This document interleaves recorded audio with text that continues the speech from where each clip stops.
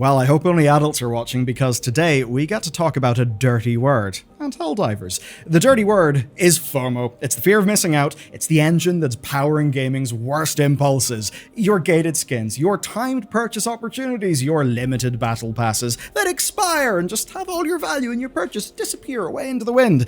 It's all stuff designed to manipulate players into spending time and spending money. But here's the thing, right?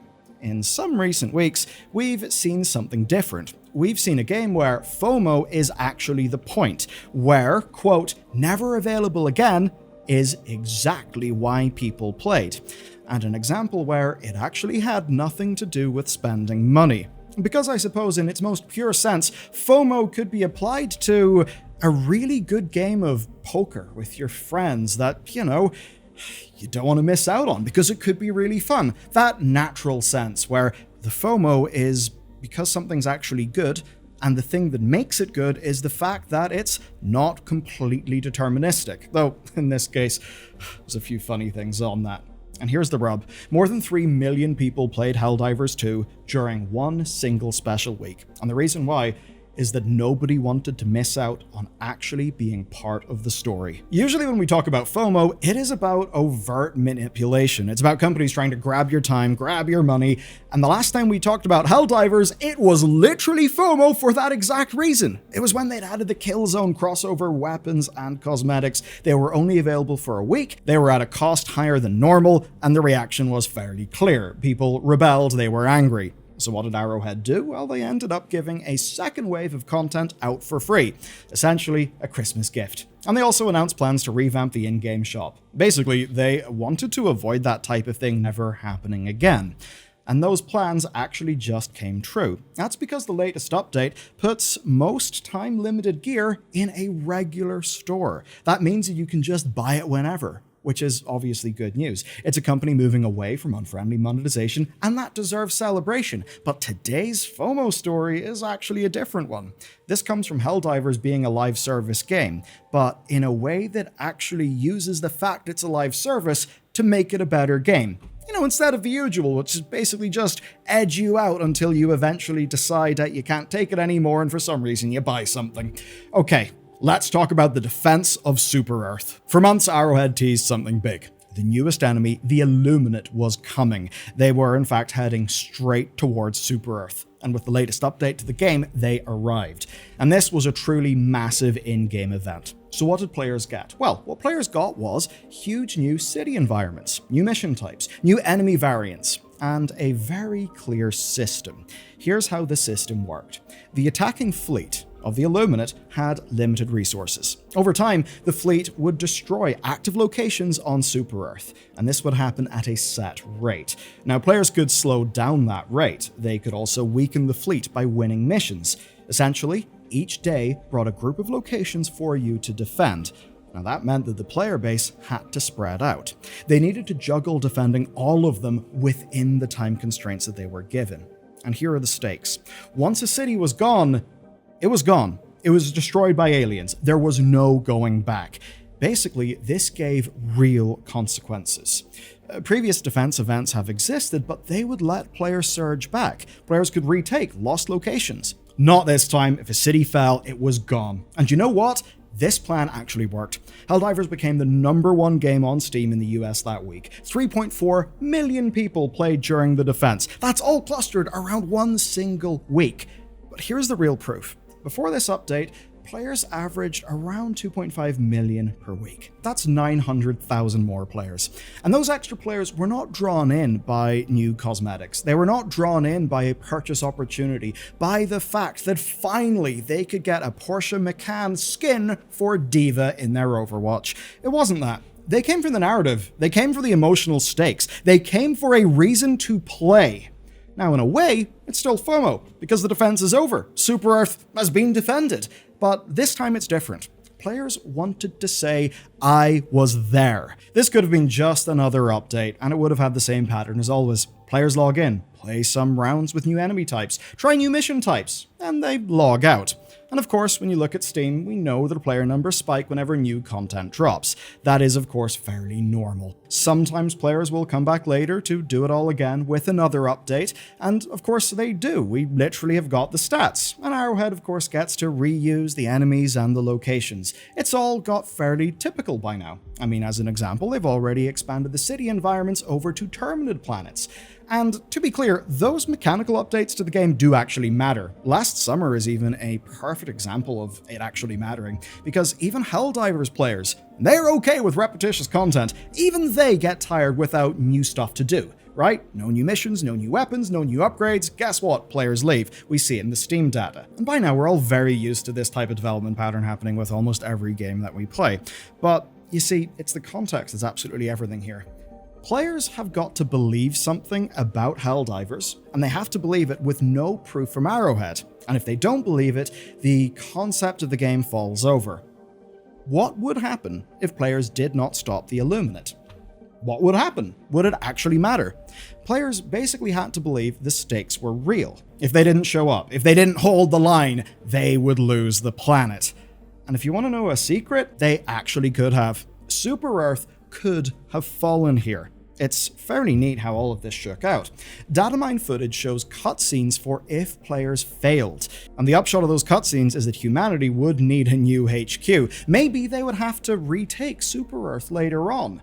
Basically, it would have been a whole different story, and most of the players who played this did not know for sure how far Arrowhead would go, unless of course they looked at the leaks. But what matters here is they seemingly trusted Arrowhead not to cheat them out. Why? Well, they had seen how Arrowhead reacted before. As an example, remember when players saved a fictional children's hospital? What you might have forgotten is they chose that children's hospital over getting a new stratagem. Arrowhead honored their choice. They did not get the new stratagem. And Arrowhead had of course seen the mythos that developed around key battles. As an example, Malevolent Creek. That's burned into all of our memories. So basically, players believed Arrowhead took this universe seriously. And because Arrowhead took it seriously, players took it seriously. And if you want to know what player buy-in looks like, quite simply look at Equality on C. On a meta level, the ending seemed rather clear. The capital city, Prosperity, was the last location activated. Perfect timing, and it's also where Arrowhead are based. Narratively, it's essentially the perfect ending. But here's the thing about live service events. Players don't always follow the set narrative. For this, enter Equality on C, the megacity that is based on Shanghai. This was the last defendable city before Prosperity. And when Chinese players realized this, they went into overdrive. The city's defense rating spiked. Global players saw a story forming, and when they did, they joined in.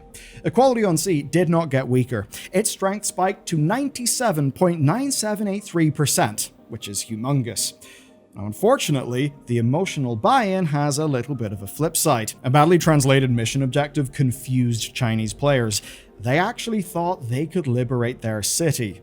When they couldn't, well, Helldivers 2 got over 4,000 negative reviews on Steam. Those players felt cheated. They thought that Arrowhead, quote, broke the rules. They hadn't. It was a misunderstanding in this case, a mistranslation. This was an event that players couldn't win until defeating the Illuminate fleet.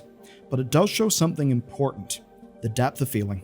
The depth of feeling that this FOMO-powered event created in people. People believed in consequence here. They believed their actions mattered. And when the dust settled, Arrowhead actually decided to respect that. The last remaining cities were Equality on C and Prosperity. We have to presume that Prosperity was the intended final city, and basically Arrowhead could not have predicted this. They could not have predicted that a bit of a mistranslation confused a whole bunch of an audience, leading to a spike in player activity. And of course players themselves couldn't have predicted this, that it would go the way that it did. But now, everyone has a story. Everyone gets to pick up the pieces together. Arrowhead resets for their big next event, and they do so from a position of strength, having actually had something went wrong, but then the credibility boost of incorporating that into their story. That is actually quite powerful. That makes a game feel real. Though of course something looms over all of this. Is there another lever they can pull that's anywhere near this powerful? Because in this case, it was defending Super Earth. It was literally defending the entire thing that the Helldivers essentially exist to defend. That's a hard act to follow. But the thing that'll matter here is now players have got somewhat of a sense of what they will miss out on if they decide not to tune in next time. And now I'm going to make the largest point, the thing that actually matters, because when you or I think of a live service game, what do we think of? We think of store events, right? We see live service as a way of operation and a business model. And obviously it is those things. But this is it as a game. And this is what online multiplayer games can actually offer. And in a way, there are loads of stories of things like this happening. Some of them are not intentional, like the corrupted blood incident in World of Warcraft, the Falador massacre in RuneScape, the assassination of Lord British in Ultima, and then, of course, there's this as intended with EVE Online and the countless insane stories. I mean, hell, even Fortnite sometimes gets this with its concerts and its narrative moments that are pretty damn powerful player engagement tools. Basically, they end up being events that players talk about for years. And if you missed it, you know what? That kind of makes the thing matter. If a new event is something that you can always access, is it going to be exciting when a new one drops? There is something to say about permanence, and if we want meaning in our games, well, if something is abundant, always accessible, how does it really end up having meaning? And if everything has got to be some little isolated, airlocked off thing, how can you have meaning? I mean, as an example, if a game is going to change because something happened, say an event like this, well, that means that the game state has actually got to change. Change means different than before. And it's something we've seen in PvE, where it happens naturally where devs can embrace it, like in EVE Online. But PvE is the one place where it's just never really happened. And that means that a PvE live service ends up feeling like it's all about crossovers and license deals to drive people in, of daily events, battle passes, login bonuses, all those things to drive retention. It all just means monetization, monetization, monetization, but done in a way that tells a player, act now or lose your chance to spend. This example shows us another way. You can still treat your players with respect. You can treat your universe with respect. You can give people reasons to return that are because your live game, your live universe is undergoing a pivotal narrative moment and is going to change. That's a reason to return that may correlate with spending, but is not about spending. That is not a time-limited store banner event. Because here's the ultimate difference. It's you being sold a world versus you being sold a product. Sell me on the world, I will enter your world, and maybe I will buy some products. But when we're all talking about skins first, and banners first, and collabs first, rather than the game experience, that's when we've lost. That's when live service has consumed the game and just turned it into a cheap store. Not a case like this with Helldivers, where live service is not a dirty word, where it's actually elevated the game. So basically, hats off to Arrowhead. I'm keen to see how they top this one next time. And if you want another story, still is in the shooting genre, check this one out, because my god, Mr. Splitgate did not do the best marketing.